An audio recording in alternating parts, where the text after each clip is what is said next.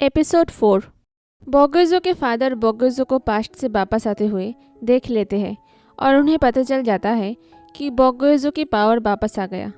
बोगोजो अपने फादर को सब कुछ बताता है और वो कहता है कि उसने पास्ट में किसी को बचाया है। बोगोजो के फादर ये सब सुनकर खुश हो जाते हैं। कुछ देर बाद बोगोजो देखता है कि भूत भूत कहते हुए दोदाही सीढ़ी से ऊपर जाती है और भागते हुए फिर से नीचे आती है। दोदाही अपने सामने बोगोजो को देखकर चौंक जाती है। दोदाही डरते हुए कहती है, तुम तो अभी ऊपर थे। बोगोजो सोच में पड़ जाता है। दोदाही कहती है, तुम एक भूत हो, और फिर वो बेहोश हो जाती है। तभी मिसेस बोक और मिस्टर बोक वहाँ पर आते हैं और क्या हुआ ये पूछने लगते हैं। बोगोजो कहता है कि उसने कहा कि उसने भूत देखा। तभी बोगदोंग ही अपने साथ दोदाही के जूते लेकर वहाँ पर आती है। दोदाही अपने जूते डर के मारे हड़बड़ी में उस रूम में ही छोड़ आई थी। बोगदोंग ही कहती है, वो शायद मेरी बात कर रही थी। मैंने अपना वेट पहले से थोड़ा कम किया, इस वजह से मैं थोड़ा उड़ पाती हूँ। शायद उसने मुझे उड़ते हुए देख लिया। मिसेस बोक बोगदोंग ही के ऊपर गुस्सा करती है और कहती है, तुम्हें और केयरफुल रहना चाहिए था, और तुम उस रूम में क्यों उड़ रही थी। बोगदोंग ही कहती है, मैं एक मच्छर पकड़ने की कोशिश कर रही थी। उसके बाद वो सब दोदाही को उसके कमरे में लेकर जाते हैं। मिस्टर बोक एम्बुलेंस बुलाने की बात करते हैं। बोगदोंग ही कहती है, उसे देखकर ऐसा लग रहा है कि वो सो रही है। मिसेस बोक चेक करती है और पता चलता है दोदाही सच में सो रही है। बोगदोंग ही कहती है, उसने वो चाय पी ली थी जो उसने मॉम के लिए बनाई थी। उसने उसमें कुछ मिलाया था। बोगोजो कहता है, क्या कह रही हो। मिसेस बोक कहती है, तुम्हारी बहन सिर्फ इस बात से परेशान है कहीं वो बिलिंग बुक हो ना दे। उसके बाद बोगोजो को छोड़ के सब लोग उस रूम से बाहर चले जाते हैं। उसके बाद बोगोजो सोचता है, दोदाही ने जो कहा, क्या बोगोजो फिर से फ्यूचर से वापस आया था। अगले सुबह दोदाही की नींद टूटती है और उसे पिछली रात की सारी बातें याद आ जाती है। वो डर के मारे छिप छिप कर रूम से बाहर निकलती है। तभी बोगदोंग ही भी वहाँ पर आ जाती है। दोदाही उसे देखकर चौंक जाती है। बोगदोंग ही उसके पास जाती है और दोदाही धीरे धीरे पीछे जाने लगती है। दोदाही की नज़र सिर्फ बोगदोंग ही के पैरों की तरफ थी। बोगदोंग ही कहती है, क्या तुमने देखा। दोदाही डर के मारे कहती है, क्या। बोगदोंग ही कहती है, मेरा पेडिक्योर। फिर दोदाही डरते हुए बोगदोंग ही के साथ हंसने लगती है। बोगदोंग ही के जाने के बाद दोदाही हड़बड़ी में वहाँ से जाने लगती है। तभी सामने बोगोजो आ जाता है। बोगोजो को सामने देखकर उसके मुंह से चीख निकल जाती है। बोगोजो कहता है, क्या तुम ठीक हो। दोदाही आईने की तरफ देखती है। इस बार वो बोगोजो को आईने में देख पा रही थी। उसके बाद बोगोजो पूछता है पिछले रात के बारे में। तभी इना वहाँ से गुजरती है। दोदाही इना के लिए ब्रेकफास्ट बनाने की बात करती है और इना के पीछे पीछे चली जाती है। दोदाही किचन में इना के लिए सनी साइड अप बना रही होती है। तभी मिसेस बोक वहाँ पर आती है और दोदाही को कहती है कि उसने एक सपना देखा। सपने में दोदाही पहले सोना में थी। नाम सुन के दोदाही के हाथ से अंडे के साथ पेन में छिलका भी गिर जाते हैं। दोदाही चौंक जाती है। वो डर के मारे कांपने लगती है। मिसेस बोक कहती है, उसके सपने में दोदाही के साथ उस सोना में कुछ होता है जिसकी वजह से उसे एम्बुलेंस में ले जाया जा रहा होता है। मिसेस बोक उसे कुछ दिन सोना से दूर रहने के लिए कहती है। दोदाही मिसेस बोक को थैंक यू कहती है, सपने में भी उसके बारे में सोचने के लिए। इना 2 बार अंडे खराब होते हुए देखकर बिना ब्रेकफास्ट किए ही स्कूल के लिए निकल जाती है। दोदाही भागकर एक केला इना के लिए लेकर जाती है। दोदाही की हालत देखकर इना कहती है, मैंने कहा था मेरी फैमिली वालों के बस सुपर पावर है, आप मौका मिलते ही भाग जाना। इना के बाहर से जाने के बाद दोदाही खुद से कहती है, वो ज़रूर मजाक कर रही है। उसके बाद दोदाही भागते हुए अपने रूम में जाती है और हड़बड़ी में अपने साथ 2 बैग लेकर बॉक्स हाउस से बाहर चली जाती है। बोगोजो दोदाही को भागते हुए कहीं पर जाते हुए देखता है। वो दोदाही का पीछा करता है। दोदाही अपनी मॉम से मिलकर सारी बातें बताती है और कहती है बॉक्स फैमिली से दूर रहना चाहिए क्योंकि बॉक्स फैमिली वालों के पास सुपर पावर है। दोदाही की मॉम को ये सब दोदाही के दिमाग का वहम लगता है और कहती है जल्दी से मैरिज सर्टिफिकेट उसके हाथ में थमाने के लिए। दोदाही कहती है इससे ज़्यादा अच्छा होगा कि एक नया लड़के ढूंढा जाए। दोदाही की मॉम कहती है, अपना मुंह बंद करो और जो कहा वो करो। क्या तुम भूल गई हो कि तुम मेरी कर्जदार हो। दोदाही इमोशनल हो जाती है और उस दिन को याद करती है जिस दिन उसकी फादर का फ्यूनरल था। उस दिन एक साहूकार फ्यूनरल में जाती है और दोदही की फादर का कर्जा दोदही से उतारने की बात करती है और उससे डॉक्यूमेंट्स पे सिग्नेचर करवा लेती है। तब से दोदही उस साहूकार मतलब उसकी मुँह बोली माँ का कर्जदार है। दोदही की मॉम कहती है कि वो इस काम के बाद रिटायर हो सकती है और वो खुद भी एक काम छोड़ देगी। बोगोइज़ो सोना में जाता है। दोदही की अंकल उसे रोक देता है और कहता है सोना की क्लॉथ्स पहनने के लिए। दोदही की अंकल बोगोइज़ो के बारे में इन्फॉर्म करने के लिए दोदही को फ़ोन करता है, लेकिन वो फ़ोन नहीं उठाती।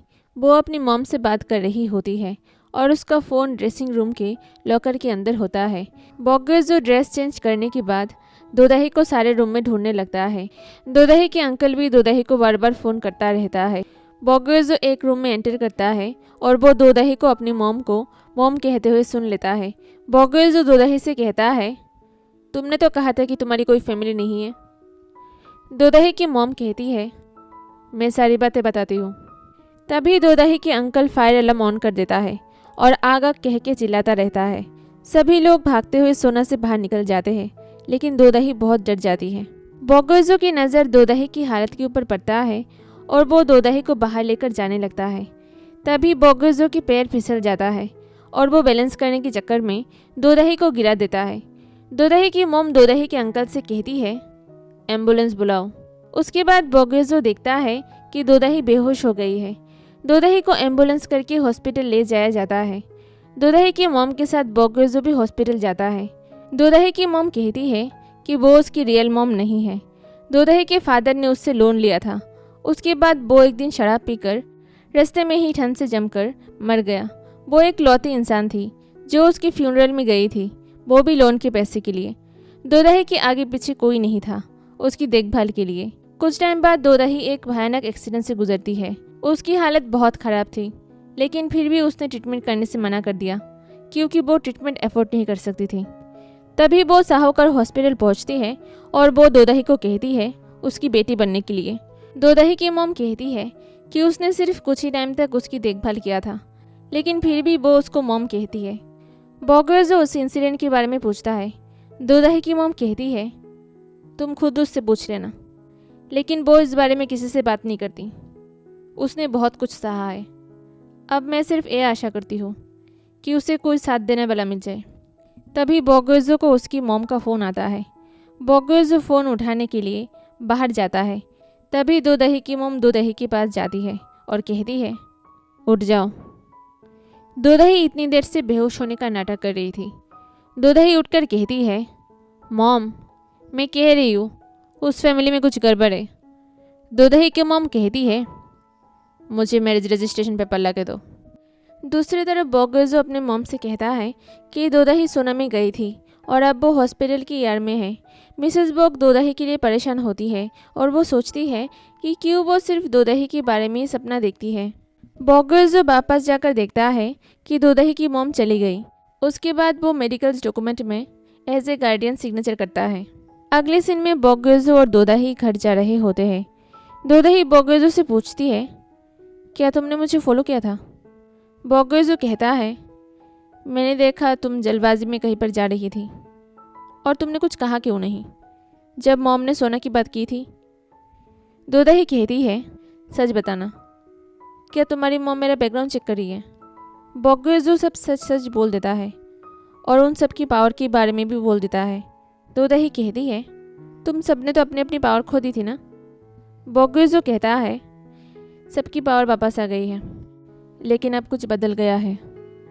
मैं सिर्फ तुम्हारे पास ही वापस जा पाता हूँ। दोदही ये सुन के चौंक जाती है। बोगोइज़ो कहता है, जिसने तुम्हारा हाथ पकड़ा और जिसने तुम्हें फूल दिया वो फ्यूचर वाला बोगोइज़ो था। मैंने कुछ नहीं भूला था। जो तुम्हारे साथ हुआ था वो मेरा फ्यूचर था।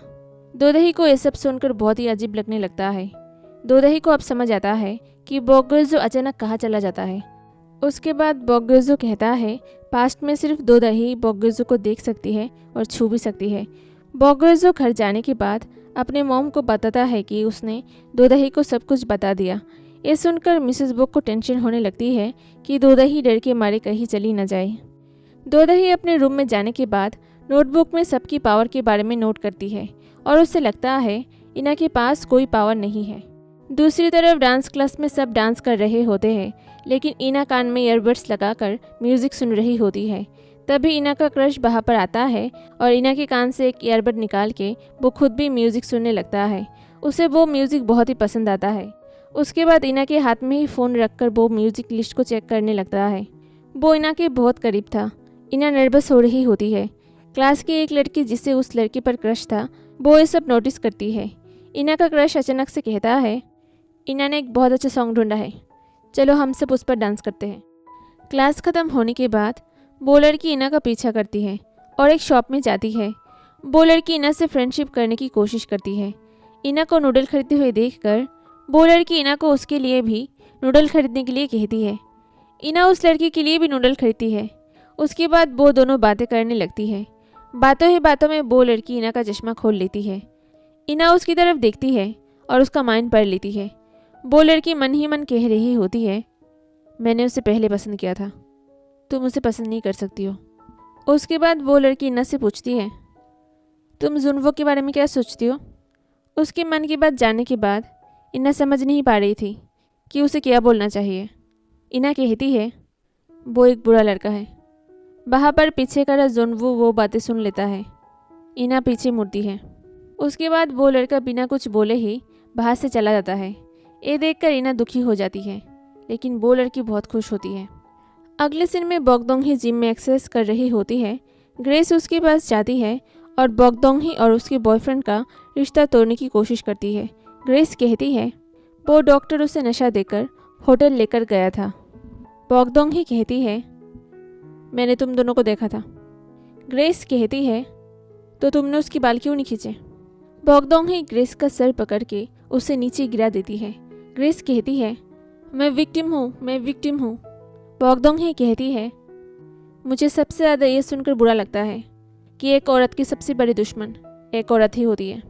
घर पर मिसेस बॉग बहुत परेशान हो रही होती है। वो दोदही के रूम के सामने चक्कर लगा रही होती है। तभी बॉगदोंग वहाँ पर आ जाती है और मिसेस बॉग को ताक झाक करते हुए देखकर पूछती है, क्या कर रही हो। मिसेस बॉग कहती है, दोदही को उन सब की पावर के बारे में पता चल गया है, इसलिए अब वो दोदही की हालत को लेकर टेंशन में है। तभी इना वहाँ पर आती है और कहती है, क्या वो अभी तक गई नहीं। ये बात सुनकर मिसेस बॉग को लगता है शायद दोदही चली गई। उसके बाद बॉगदोंग डोर नॉक करके दोदही को बुलाती है। दोदही दरवाज़ा खोलती है। मिसेस बॉग उसका हालचाल पूछती है। दोदही कहती है, डॉक्टर ने उसे रेस्ट करने के लिए कहा है। एक कह के वो दरवाज़ा जल्दी से बंद कर देती है। बॉगदोंग बाहर से चली जाती है। मिसेस बॉग खुद से कहने लगती है, जब भी किसी को हमारे पावर के बारे में पता चला है, तब दो में से एक चीज़ होती है, या तो वो इंसान भाग जाता है या फिर वो हमारा फ़ायदा उठाना चाहता है। दोदही मिसेस बॉग की बात सुन लेती है। दूसरी तरफ बॉगेज़ो अपने ग्लास में शराब डालने जाता है। तभी उसे याद आता है कि वो कैसे खुद को बैलेंस करने के चक्कर में दोदही को नीचे गिरा दिया था। उसके बाद वो एक एक करके बोतल से शराब फेंकने लगता है। फिर वो आंखें बंद करता है और दोदही को बचाने के लिए पास्ट में चला जाता है। बॉगेज़ो दोदही का पीछा करते हुए गलती से चेंजिंग रूम में पहुंच जाता है। फिर वो कुछ ऐसा देख लेता है कि वो जल्दी से वापस प्रेजेंट में चला आता है। बॉगेज़ो कहने लगता है, ये गलत है, ये गलत है। फिर वो शावर चालू करके भीगने लगता है। उसके बाद वो फिर से पास्ट में जाता है, लेकिन इस बार वो उस टाइम में पहुंच जाता है जब दोदही बॉगदोंग की जासूसी कर रही होती है। बॉगेज़ो देखता है कि दोदही आधी नींदों में छुप छुप कर बॉगदोंग के पीछे जाती है। बॉगेज़ो ये देखकर सोच में पड़ जाता है। तभी दोदही डर के मारे भागते हुए आती है और बॉगेज़ो से टकरा जाती है। दोदही गिरने वाली होती है। तभी बॉगेज़ो उसे पकड़ लेता है। बॉगेज़ो उसे पूछता है, क्या तुम ठीक हो। तभी दोदही की नज़र आईने की तरफ जाती है। दोदही और डर जाती है क्योंकि बॉगेज़ो आईने में दिख नहीं रहा था। दोदही बॉगेज़ो को खुद से दूर करती है। फिर वो डर के मारे ज़ोर ज़ोर से चिल्लाने लगती है। बॉगेज़ो वापस प्रेजेंट में चला आता है। वो एक ग्लास में शराब भरता है और वो फिर से पीने लगता है। तभी दोदही वहाँ पर आती है और वो एक पेपर टेबल पर रखती है। वो कहती है, ये तुमने मुझे दिया था। बॉगेज़ो उस पेपर को खोलकर देखता है जो था उन दोनों का मैरिज रजिस्ट्रेशन। बोगोजो चौंक जाता है। वो कहता है, ये नहीं हो सकता। दोदही कहती है, विश्वास करना मुश्किल है क्योंकि तुम्हारे लिए ये अभी तक हुआ नहीं, लेकिन तुम्हें शायद जल्दी ही पता चल जाएगा क्योंकि मेरा पास्ट तुम्हारा फ्यूचर है। बोगोजो कहता है, अगर ये बात सच भी हो तो भी मैं सिर्फ अपने पास्ट की जिम्मेदारी ले सकता हूँ, अपने फ्यूचर की नहीं। एक कह के वो जाने लगता है। तभी दोदही उसे रोक देती है और वो अपने साथ हुए फायर इंसिडेंट के बारे में बातें करने लगती है। दोदही कहती है, मैं उस दिन मर गई होती अगर वो इंसान मुझे नहीं बचाता। शुरू से तुम मुझे उस इंसान की याद दिलाते हो।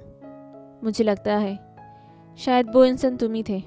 बोगोजो उसके स्कूल का नाम जानकर भावुक हो जाता है क्योंकि 13 साल पहले वाला ये वही इंसिडेंट था जिसमें उसका सीनियर मर गया था और बहुत कोशिश करने के बाद भी वो कुछ नहीं कर पाया था। बोगोजो दोदही की बातों पर बिलीव कर लेता है और कहता है, मैंने तुम्हें 13 साल पहले बचाया था, इसका मतलब फ्यूचर को बोगोजो तुम्हें बचाएगा। दोदही सर हिलाकर हाँ कहती है। बोगोजो कहता है, तब भी पहले रजिस्टर मैरिज ये ठीक नहीं है, हमें धीरे धीरे आगे बढ़ना होगा। तुमने जो कहा उसके लिए पहले प्यार होना चाहिए। बोगोजो अपना एक हाथ दोदही के गाल पर रखता है और कहता है, चलो देखते हैं हमें प्यार होता है या नहीं। एक कह के वो दोदही को किस कर लेता है।